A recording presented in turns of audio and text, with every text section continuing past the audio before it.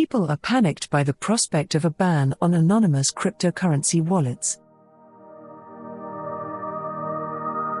A new EU plan seeks to compel service providers to collect information about client accounts, igniting outrage and confusion. The European Commission today proposed a package of anti-money laundering (AML) laws aimed at reducing the flow of illegal funds through the European Union's banking system. It's a sizable package with several significant suggestions, but one in particular spread like wildfire over social media in a collective panic: a planned ban on anonymous Bitcoin wallets.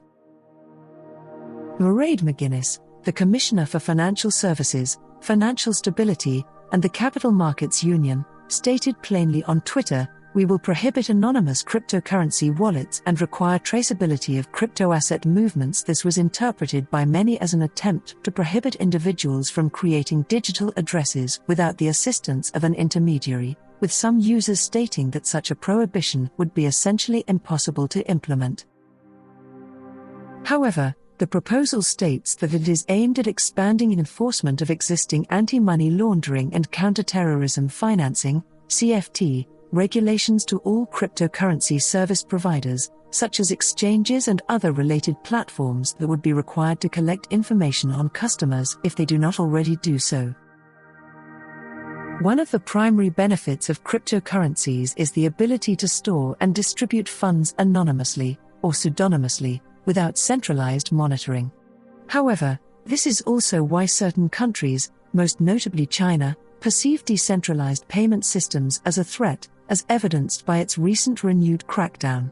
With ransomware wreaking havoc, US politicians are also targeting Bitcoin. Today's announcement may sound significant for Bitcoin users in the European Union, but is it? Because the blockchain technology that powers Bitcoin, Ethereum, and other leading cryptocurrencies is decentralized, it is not controlled by any single organization, country, or group. It is governed by a distributed ledger that spans possibly thousands of user-hosted nodes, and it is designed to be immutable, or difficult to update. Anyone can build their own digital wallet and store cryptocurrency, as well as transact with other users directly or through a decentralized exchange such as Uniswap. Today's proposed law, on the other hand, appears to be directed at a different type of Bitcoin wallet, a hosted, or custodial wallet. This type of wallet is designed for users of centralized exchanges such as Coinbase and Binance.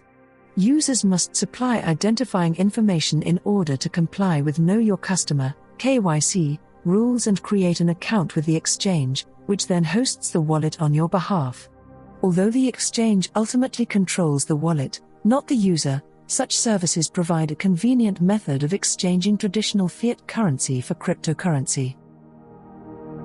Throughout the history of cryptocurrencies, we've generally reached a reasonable agreement with AML, KYC regulators. Neeraj Agrawal, Director of Communications at US-based crypto think tank Coin Center, stated to us, "Custodians such as exchanges, brokers, and hosted wallets are subject to the same level of financial surveillance as other financial institutions.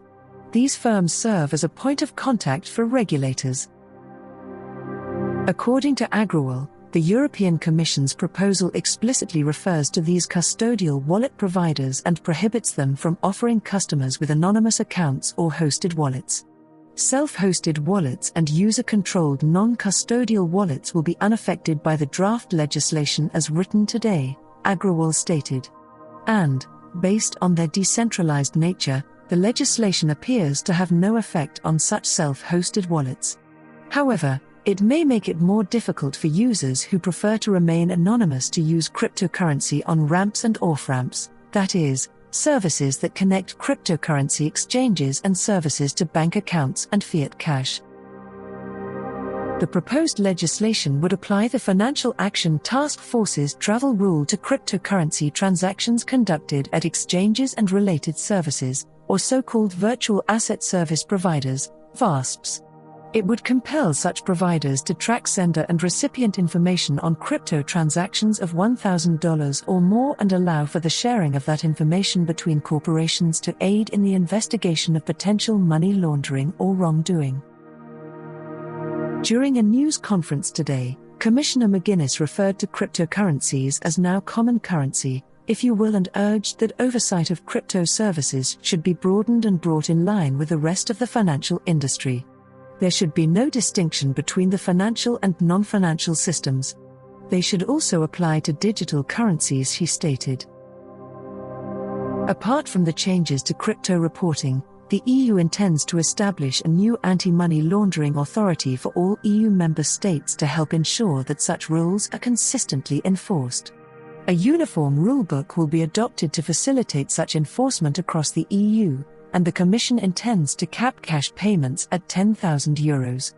Finally, the ideas will be submitted to the European Parliament and Council, with the goal of establishing the new anti-money laundering institution by 2024.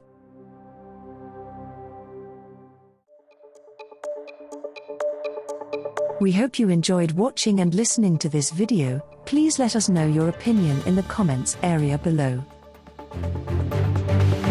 If you found our content useful, please like it and share it with your friends. Also, don't forget to subscribe to our channel and hit the notification bell for more crypto-related contents.